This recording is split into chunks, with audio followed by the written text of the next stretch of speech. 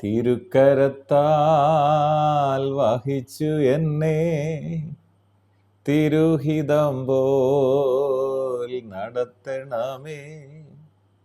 കുശവൻ കയ്യിൽ കളിമണ്ണു ഞാൻ, അനുദിനം നീ പണിയണമേ.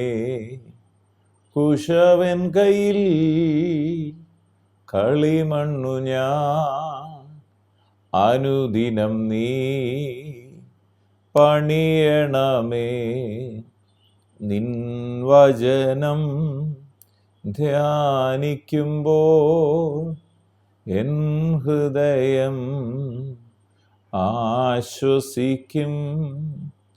കൂരിരുളിൻ താഴ്വരയിൽ ദീപമതാ നിൻമൊഴികൾ തിരുക്കരത്താൽ വഹിച്ചു എന്നെ തിരുഹിതം പോൽ നടത്തണമേ.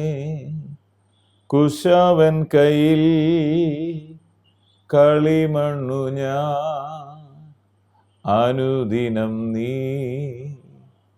പണിയണമേ.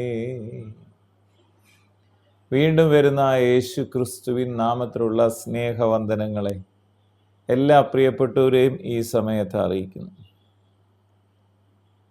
ദൈവത്തിൻ്റെ വചനം, ഈ വചനം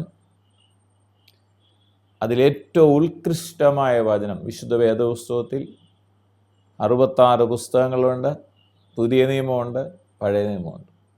പഴയ നിയമം യേശു ക്രിസ്തുവിന് മുമ്പ് യേശുവിൻ്റെ വരവിനെക്കുറിച്ച് സൂചിപ്പിക്കുന്നെങ്കിൽ പുതിയ നിയമത്തിൽ യേശു ക്രിസ്തുവിൻ്റെ വരവും മരണവും ഉയർത്തെഴുന്നേൽപ്പും അതിനെ തുടർന്ന് യേശു തൻ്റെ ശിഷ്യന്മാരുടെ മേൽ പരിശുദ്ധാത്മാവിനെ പകരുന്നതും പരിശുദ്ധാത്മാവിൻ്റെ ശക്തിയിൽ നിറഞ്ഞ ശിഷ്യന്മാർ അത്ഭുതങ്ങളും അടയാളങ്ങളും യേശുവിനെ തുടർന്ന് ചെയ്യുന്നതും,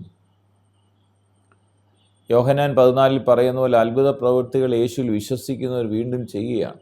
14. അങ്ങനെ വിശുദ്ധ വേദപുസ്തകം നാം പഠിക്കുമ്പോൾ അതിൻ്റെ ഏറ്റവും ഉത്കൃഷ്ടമായ വചനം ഏതാണെന്ന് ചോദിച്ചാൽ യോഹന്നാൻ 3:16 തൻ്റെ ഏകജാതനായ പുത്രനിൽ വിശ്വസിക്കുന്ന ഏവനും നശിച്ചു പോകാതെ നിത്യജീവൻ പ്രാപിക്കേണ്ടതിന് ദൈവം അവനെ നൽകുവാൻ തക്കവണ്ണം മുഴു ലോകത്തെയും സ്നേഹിച്ചു. മുഴു ലോകത്തെയും പിതാവാം ദൈവം സ്നേഹിച്ചതുകൊണ്ട് യേശു ക്രിസ്തുവിനെ ഭൂമിയിലേക്ക് അയക്കുന്നു. പാപപരിഹാരത്തിനായി യേശു കാൽവറിയിൽ മരിക്കുന്നു. ദൈവവചനത്തിൻ്റെ ഉദ്ദേശം എന്താണ്? ദൈവവചനം, ഈ എഴുതപ്പെട്ട വചനത്തിൻ്റെ ഉദ്ദേശം എന്താണ്? 2 തീമോത്തിയോസ് 3:14 മുതൽ 16 വരെയുള്ള തിരുവചനങ്ങൾ ഇങ്ങനെ പറയുന്നു: ക്രിസ്തുവേശുവിലുള്ള വിശ്വാസത്താൽ നിന്നെ രക്ഷയ്ക്ക് ജ്ഞാനിയാക്കുവാൻ മതിയായ തിരുവെഴുത്തുകളെ ബാല്യം മുതൽ അറിയുകയും ചെയ്യുകൊണ്ട് നീ പഠിച്ചും നിശ്ചയം പ്രാപിച്ചും ഇരിക്കുന്നതിൽ നിലനിൽക്കുക.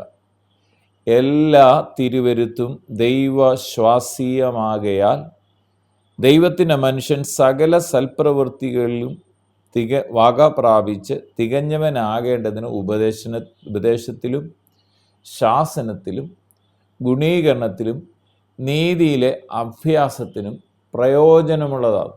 ഈ കാര്യങ്ങൾക്കെല്ലാം പ്രയോജനമുള്ളതാണ്. എന്തിനൊക്കെയാണ്? അവൻ സൽപ്രവൃത്തികൾക്ക് വക തികഞ്ഞവനാകേണ്ടതിന് ഉപദേശത്തിനും ശാസനത്തിനും ഗുണീകരണത്തിലും നീതിയിലെ അഭ്യാസത്തിനും പ്രയോജനമുള്ളതാണ് വിശുദ്ധ വേദപുസ്തകം. അപ്പോൾ തന്നെ 2 പത്രോസ് 1:1-3-4 വാക്യങ്ങൾ പറയാണ്: തൻ്റെ മഹത്വത്താലും വീര്യത്താലും നമ്മെ വിളിച്ചവൻ്റെ പരിജ്ഞാനത്താൽ അവൻ്റെ ദിവ്യശക്തി ജീവനും ഭക്തിക്കും വേണ്ടിയതൊക്കെയും നമുക്ക് ദാനം ചെയ്തിരിക്കുന്നുവല്ലോ. അവയാൽ അവൻ നമുക്ക് വിലയേറിയതും അതിമഹത്വവുമായ വാഗ്ദത്തങ്ങളും നൽകിയിരിക്കുന്നു. ഇവയാൽ നിങ്ങൾ ലോകത്തിൻ മോഹത്താലുള്ള നാശം വിട്ടൊഴിഞ്ഞ് ദിവ്യ സ്വഭാവത്തിന് കൂട്ടാളികളാകാൻ ഇടവരും. വിശുദ്ധ വേദപുസ്തകത്തിൻ്റെ അടുത്തൊരു ഉദ്ദേശം എന്താണ്? നാം ലോകത്തിൻ്റെ നാശം വിട്ടൊഴിഞ്ഞ് ദിവ്യ സ്വഭാവത്തിന് കൂട്ടാളിയായി തീരാൻ ഈ വിശുദ്ധ വേദപുസ്തകം ദൈവവചനം നമ്മെ സഹായിക്കുന്നു. പിന്നെ ദൈവവചനം ജീവൻ പുറപ്പെടുവിക്കുന്നതാണ്. ജീവൻ്റെ ഉറവയാണ് ദൈവത്തിൻ്റെ വചനം. യോഹന്നാൻ എഴുതിയ സുവിശേഷം 6-ാം അധ്യായം അതിൻ്റെ 63-ാം വാക്യത്തിൽ പറയുകയാണ്, ഞാൻ നിങ്ങളോട് സംസാരിച്ച വചനങ്ങൾ ആത്മാവും ജീവനുമാകും. അതാണ് അടുത്തത്. അത് മാത്രമല്ല, ദൈവവചനം സൃഷ്ടിക്കുന്നതാണ്, സൃഷ്ടിപരമാണ്. സങ്കീർത്തനങ്ങൾ 3:6-9 നമ്മൾ വായിക്കുമ്പോൾ എബ്രായർ 11:3 നമുക്കത് കാണാൻ കഴിയും. യഹോവയുടെ വചനത്താൽ ആകാശവും അവൻ്റെ വായിലെ ശ്വാസത്താൽ സകല സൈന്യവും ഉളവായി. അവൻ അരുളി ചെയ്തു, അങ്ങനെ സംഭവിച്ചു. അവൻ കൽപ്പിച്ചു, അങ്ങനെ സ്ഥാപിതമായി. ഇത് സൃഷ്ടിപരമാണ് ദൈവത്തിൻ്റെ വചനം. ദൈവം പറഞ്ഞപ്പോൾ അതെല്ലാം സൃഷ്ടിക്കപ്പെടും. അപ്പോൾ ദൈവവചനം സൃഷ്ടിപരമാണ്. ദൈവവചനം ജലം പോലെ ആണുകുന്നു എന്ന് പറഞ്ഞാൽ അത് ശുദ്ധീകരിക്കുന്നതാണ് ദൈവവചനം. ദൈവവചനത്താൽ മുഴുവൻ വെടിപ്പാക്കപ്പെട്ടവരായി നാം ദൈവരാജ്യത്തിലെ ജീവിതം ആരംഭിക്കുന്നത് വചനത്താൽ ശുദ്ധീകരണം പ്രാപിച്ചാണ്. നാം ദൈവമക്കളായി നമ്മുടെ ജീവിതം, ദൈവരാജ്യത്തിലെ ജീവിതം ആരംഭിക്കുന്നത്. യോഹന്നാൻ എഴുതിയ സുവിശേഷം 15-ാം അധ്യായം 3-ാം വാക്യത്തിൽ യേശു കർത്താവ്, ഞാൻ നിങ്ങളോട് സംസാരിച്ച വചനം നിങ്ങളിപ്പോൾ ശുദ്ധിയുള്ളവരാകുന്നു.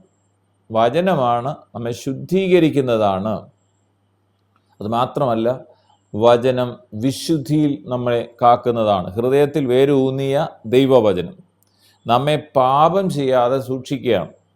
സങ്കീർത്തനങ്ങൾ 119-ന്റെ 9-11 വാക്യങ്ങളിൽ പറയാണ്, ബാലൻ തൻ്റെ നടപ്പിനെ നിർമ്മലമാക്കുന്നത് എങ്ങനെ? നിന്റെ വചനപ്രകാരം അതിനെ സൂക്ഷിക്കുന്നതിനാൽ തന്നെ. എന്നിട്ട് പറയാണ്, ഞാൻ നിന്നോട് പാപം ചെയ്യാതിരിക്കേണ്ടതിന് നിന്റെ വചനത്തെ എൻ്റെ ഹൃദയത്തിൽ സംഗ്രഹിക്കുന്നു. അപ്പോൾ ഉള്ളിൽ ദൈവവചനമുള്ള ഒരാൾക്ക്, വചനം നിറഞ്ഞു നിൽക്കുന്ന ഒരാളെ സംബന്ധിച്ചോളം പാപം ചെയ്യാൻ കഴിയാതെ പോകും. വചനവുമായിട്ടുള്ള ബന്ധം നമ്മളെ വിശുദ്ധ ജീവിതത്തിലേക്ക് സഹായിക്കുന്നു. അപ്പോൾ ദൈവവചനത്തിൻ്റെ ഉദ്ദേശം നമ്മൾ നല്ലവരായി മാറുന്നതാണ്. ഉപദേശത്തിനും ശാസ്ത്രത്തിനും ഗുണീകരണത്തിനും നീതിയിലെ അഭ്യാസത്തിനും തികഞ്ഞവരായി മാറുക എന്നതാണ്. പിന്നീട് നമ്മൾ പറഞ്ഞത്, ദൈവവചനം നമ്മെ ലോകത്തിൻ്റെ നാശം വിട്ടൊഴിഞ്ഞ്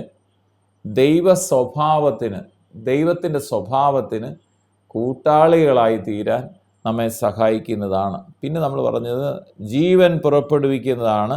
അത് യേശു സംസാരിച്ച വചനം തന്നെ ആത്മാവും ജീവനുമാണ്. അപ്പോൾ ഈ വചനം എല്ലാം ആത്മാവും ജീവൻ തരുന്നതാണ്. അത് സൃഷ്ടിപരമാണ്, നമ്മളെ സൃഷ്ടിക്കുന്നതാണ്. കാര്യം അവൻ അരുളി ചെയ്തു, അങ്ങനെ സംഭവിച്ചു. അവൻ കൽപ്പിച്ചു, അങ്ങനെ സ്ഥാപിതമായി. അങ്ങനെ കർത്താവ് എന്തൊക്കെ പറഞ്ഞു അതെല്ലാം അതുപോലെ സൃഷ്ടിക്കപ്പെടുകയാണ്. പിന്നെ ദൈവവചനം നമ്മളെ ശുദ്ധീകരിക്കുന്നതാണ്. യേശു പറഞ്ഞു, ഞാൻ നിങ്ങളോട് സംസാരിച്ച വചനം നിമിത്തം ഇപ്പം നിങ്ങൾ ശുദ്ധിയുള്ളവരാണ്. വചനം നമ്മളെ ശുദ്ധീകരിച്ച്, വചനത്തിലൂടെ ആ ശുദ്ധീകരണം പ്രാപിച്ചാണ് നാം ദൈവമക്കളായി മാറുന്നത്.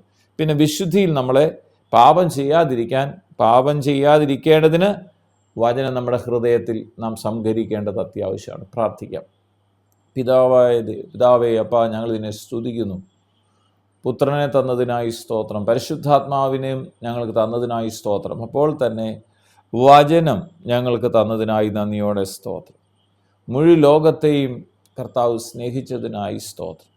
ഈ വചനം പഠിക്കുന്നതിലൂടെ ഞങ്ങൾ ശാസനത്തിലും ഗുണീകരണത്തിലും അഭ്യാസനത്തിലും ഒക്കെ പ്രയോജനമുള്ളവരായി മാറുവാൻ, കർത്താവിൻ്റെ ദിവ്യ സ്വഭാവമുള്ളവരായി തീരാൻ ദൈവത്തിൻ്റെ പരിശുദ്ധാത്മാവ് ഞങ്ങളെ ഓരോരുത്തരെയും സഹായിക്കണമെന്ന് പ്രാർത്ഥിച്ച് അനുഗ്രഹിക്കുന്നു. എന്നെ കേൾക്കുന്ന രോഗികൾ ഇപ്പോൾ യേശുവിൻ്റെ അടിപ്പിണരുകളാൽ സൗഖ്യം പ്രാപിക്കട്ടെ. ഓരോ വ്യക്തികളുടെ മേലും ഈ വചനത്തിന് ശക്തി വ്യാപരിക്കട്ടെ. രോഗബന്ധനങ്ങൾ അഴിയട്ടെ. പാപസ്വഭാവത്തിൽ നിന്ന് വ്യക്തികൾ മാറി ദൈവിക വിശുദ്ധ സ്വഭാവമുള്ളവരായി തീരാൻ വചനം കേൾക്കുന്ന ഓരോ പ്രിയപ്പെട്ടവരെയും സഹായിക്കണമെന്ന് പ്രാർത്ഥിക്കുക. എന്നെ കേൾക്കുന്ന രോഗികൾ സൗഖ്യമാക്കിയതിനായി സ്തോത്രം. യേശു ക്രിസ്തുവിൻ പൊന്നുനാമത്തിൽ പിതാവേ, ആമേൻ. അവൻ നമുക്കായി ജീവൻ നൽകി ഒരുക്കിയല്ലോ വലിയ രക്ഷ. നിൻ വചനം ധ്യാനിക്കുമ്പോൾ എൻ ഹൃദയം ആശ്വസിക്കും.